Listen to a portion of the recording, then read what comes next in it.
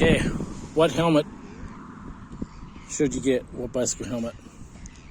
Well, obviously one that is certified for whatever helmet standards are in your country.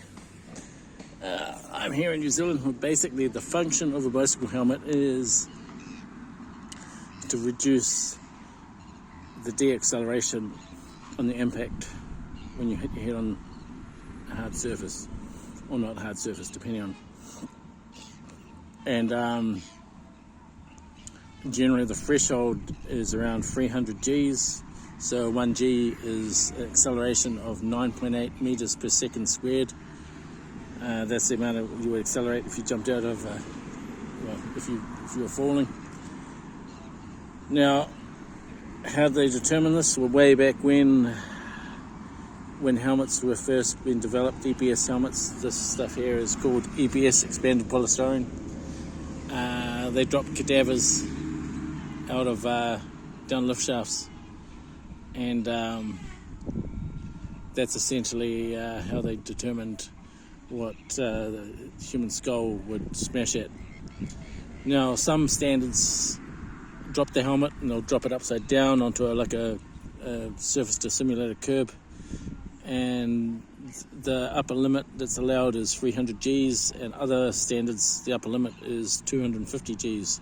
So the helmet to reduce the de-acceleration down below 250 Gs has to be thicker. But the other issue is radial acceleration. Now, this issue they only really started to address around 2017 when a Swedish company called Mips, you see in there Mips, they developed an idea of an inner liner on the inside of the helmet. So that inner liner, what it does is it reduces rotational acceleration. So the basic idea is this, is that rotational acceleration is measured in what's called radians. So if you rotate a full 360 degree from a standing start in 1 second, that's a rotational acceleration of 1 radian. Now, apparently, an acceleration of 13,000 radians or more will kill you. So it's thought that up to 50,000 radians of rotational acceleration can sometimes be generated in a crash, in some crashes. So the idea is to reduce that rotational acceleration. What this does is it allows the helmet, as it's crashing, to rotate. So to that end, what you want is you want a helmet without any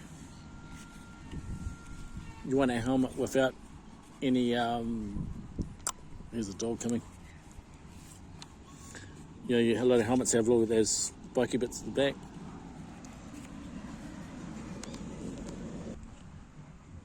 Okay, you want a helmet with a smooth all-round surface. So nothing. You want to reduce the amount of stuff that can snag on anything. So maybe you could say that could be it. But a lot of helmets have, especially road helmets, they have these sort of like arrow shapes, which look like they've got stuff that snag on it. You want to avoid that.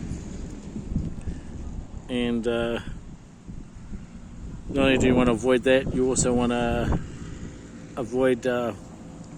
The other thing you want in a helmet is you want it to be brightly coloured. Now, unfortunately, white was the only bright colour for this helmet. Now, another odd thing about helmets is that there's actually there's a independent testing agency called it's Virginia Tech, and they do tests on helmets, and